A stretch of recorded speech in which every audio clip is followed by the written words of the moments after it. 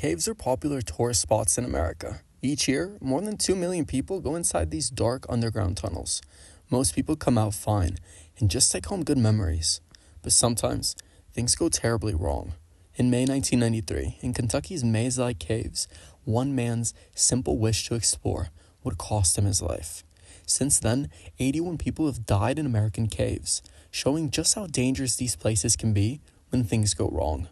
This is the heartbreaking story of William Coughlin, trapped forever in Buzzard's Roost cave.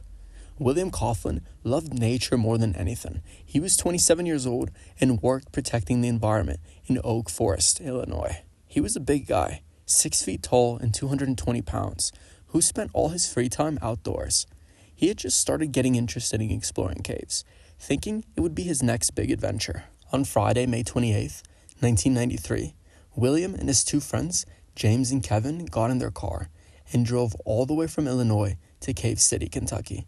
They arrived during Memorial Day weekend, when the place was packed with tourists. But while most people were enjoying the above-ground attractions, William and his friends were more interested in what lay beneath their feet, the huge network of caves. When they first got there, they decided to take the historic tour, which was the easier option. It was basically a simple walk through the more open parts of the cave with a guide. Before going in, they had to sign some papers saying they wouldn't sue if anything went wrong. Looking back, these papers didn't really explain how dangerous the caves could be. They just made it seem like an exciting adventure. Kevin, one of William's friends, had a gut feeling after the first tour that maybe they shouldn't push their luck. He decided to stay above ground and explore the tourist attractions instead.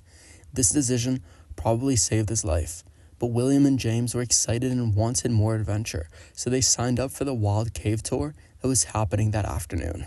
The Wild Cave Tour was supposed to be more challenging and exciting. William and James joined 4 other people for this tour. The strange thing was, the guide only gave them 2 flashlights for the whole group. Anyone who knows about cave exploring will tell you that's not nearly enough. Each person should have at least 3 light sources of their own. At first, everything seemed fine.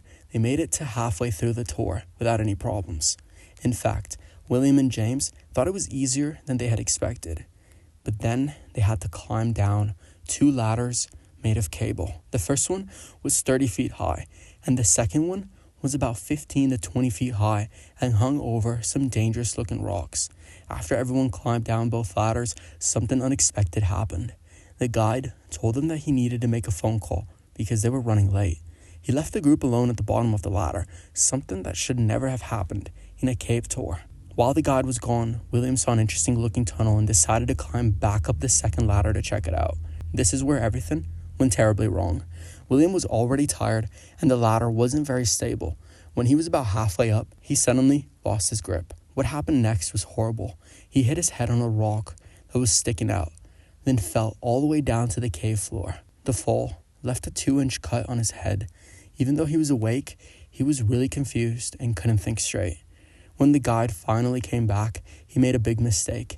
Instead of calling the professional help right away, he insisted they could get William out the same way they came in. James knew that this was a terrible idea and begged the guide to call a cave rescue team, but the guide didn't want to do that, probably because he was worried about scaring the tourists above ground. The group managed to move William through one tight spot, but then they faced an even bigger challenge. They had to go through a V-shaped tunnel that was so narrow you had to crawl on your belly to get through it. The tunnel was rough and sharp, making it hard to move. William, being a big guy, got stuck halfway through. He was trapped, lying sideways, with one of his arms pinned under his body. Things got really bad really fast. Because of how William was stuck, he couldn't breathe properly. His lungs were being squeezed, and every breath was a struggle. He could hear horrible gurgling sounds when he tried to breathe. James tried everything he could to pull his friend out, but every attempt just made William more stuck. It took 3 whole hours before any real help arrived. During this time, the tour guide and the cave owner tried to handle things themselves, not wanting to call the authorities. This wasted precious time that could have been used to save William's life. When the rescue team finally got there, they worked as hard as they could to save him. They used special heating blankets and heaters because the cave was really cold, about 44 degrees Fahrenheit. The rescuers tried to use ropes and pulleys to get William out, but every time they pulled, It caused them terrible pain. They kept trying for hours and hours, refusing to give up, but after 17 long hours of trying to save him, William passed away. Even after he died, it took another 7 hours just to get his body out of the cave. They finally brought him to the surface at 2:30 p.m. on Monday, almost 3 days after he first went into the cave. The coroner, Mike Swift, looked into how William died. He found that William basically suffocated because of how he was trapped, what doctors call compressive and positional asphyxia. The head injury from his fall made things even worse. This wasn't just a simple accident. It showed that a lot of things had gone wrong with how the cave tours were being run. When the case went to court, the judges found that the cave attraction owner was responsible for what happened. They said the papers William signed before the tour didn't properly warn him about how dangerous the cave could be.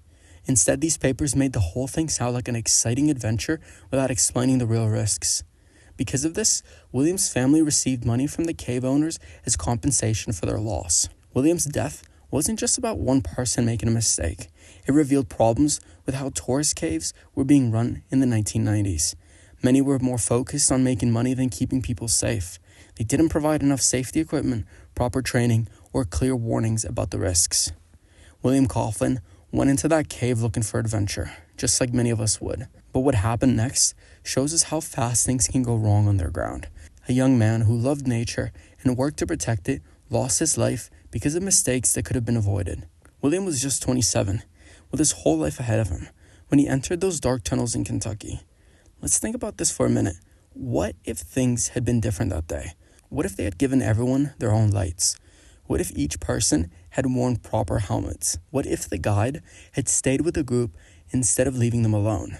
And maybe, most important, what if they called for help right away when William fell? If this story touched you and made you think, there's more where this came from, we tell these stories not just because they're interesting, but because they can save lives. Click subscribe button below and turn on notifications to hear more true stories about survival and safety. Next, we'll tell you about another cave tragedy that changed everything.